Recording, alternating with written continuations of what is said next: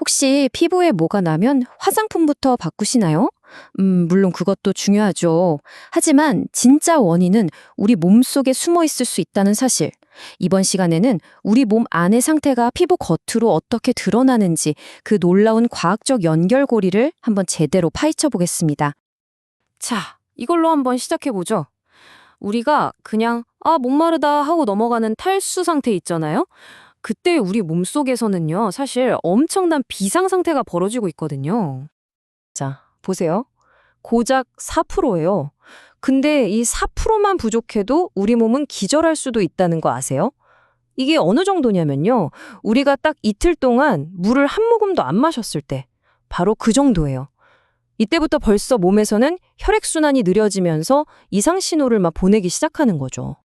여기서 상황이 더 나빠져서 수분 손실이 7%에 이르면 이건 정말 심각해집니다. 혈압 유지가 힘들어지고 피가 잘 안 통하니까 우리 몸의 조직들이 서서히 손상되기 시작하는 아주 위험한 단계로 들어서는 거예요. 그리고 만약 체내 수분이 10%까지 빠져나간다? 그러면 주요 장기들이 과열되면서 재기능을 못하게 되고 결국에는 생명까지 위험해질 수 있습니다. 정말 우리 몸에서 물 한 잔이 얼마나 소중한지를 보여주는 숫자죠. 이 모든 과정이 결국 저혈량성 쇼크라는 위험한 상태로 이어질 수 있는 건데요. 여기 보시는 것처럼 간단해요. 물이 부족해지면 당연히 우리 몸의 피의 양, 즉 혈액량이 줄어들겠죠? 그럼 자연스럽게 혈압은 뚝 떨어지고 심각한 쇼크 상태에 빠지게 되는 겁니다. 그래서 오늘은요, 바로 이 5가지 순서대로 따라가면서 우리 몸의 가장 깊은 속에서부터 피부 겉까지 진짜 건강한 피부를 만드는 여정을 한번 떠나보려고 합니다. 자, 첫 번째 순서입니다. 모든 건강의 시작이자 가장 기본이 되는 것, 바로 물 이야기부터 시작해 볼게요. 우리 몸의 3분의 2가 물이라는 말 많이 들어보셨죠? 이게 무슨 뜻이냐면 물이 우리 몸의 모든 기능을 돌리는 핵심 엔진이라는 거예요. 그러니까 충분한 수분 섭취가 세포 노화를 막는 가장 첫 번째 단계인 셈이죠.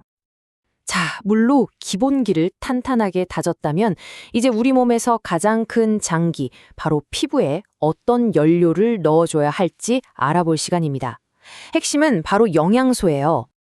우리가 음식을 먹으면요, 여기 보이는 소화기관들이 열심히 일을 해서 영양소로 잘게 쪼갭니다. 그리고 이 영양소들이 혈관을 타고 온몸 구석구석, 당연히 우리 피부세포까지 배달돼서 에너지를 팍팍 공급해주는 거죠. 그 중에서도 핵심 연료는 바로 탄수화물과 단백질입니다. 탄수화물은 우리 몸이 바로 쓸 수 있는 에너지를 주고요.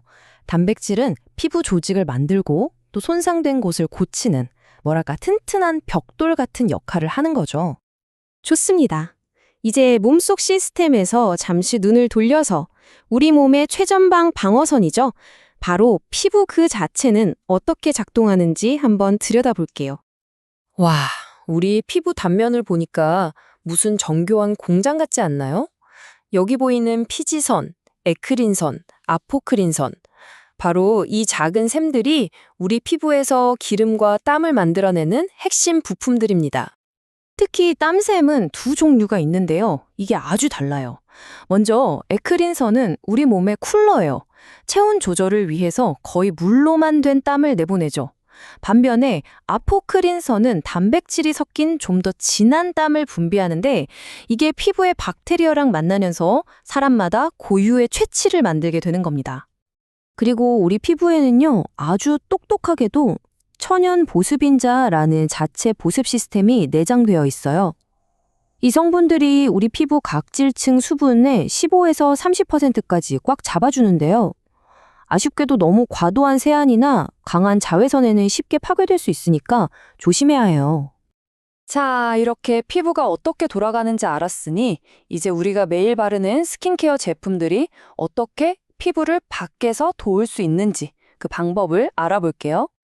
사실 스킨케어의 목표는 아주 명확해요. 피부가 원래 하던 일을 더 잘하도록 도와주는 거죠. 수분을 채워서 건조하지 않게 하고 자외선이나 미세먼지 같은 외두 자극으로부터 보호막을 쳐주고 또 깨끗하게 유지하면서 미백이나 주름 개선 같은 특정 고민을 해결할 유효 성분을 쏙 넣어주는 것. 바로 이겁니다. 스킨케어에서 한 발 더 나아가면 메이크업도 피부를 관리하는 아주 중요한 도구가 될 수 있어요. 특히 이런 다양한 색깔의 컬러 코렉팅 베이스는요, 울긋불긋한 피부톤을 아주 균일하게 만들어주는 마법 같은 역할을 하죠. 여기에는 아주 간단한 과학 원리가 숨어 있어요. 바로 색의 보색 효과인데요. 예를 들어서 붉은 여드름 자국이 고민이라면 보색인 그린 컬러를 써서 붉은기를 싹 중화시키고요. 얼굴이 좀 노랗게 떠 보인다면 퍼플 컬러로 노란기를 잡아서 톤을 보정하는 거죠. 정말 똑똑하죠? 자, 드디어 마지막 단계입니다. 우리가 지금까지 배운 모든 지식을 총동원해서 수많은 화장품들 사이에서 진짜 내 피부에 맞는 제품을 현명하게 골라내는 법을 알려드릴게요.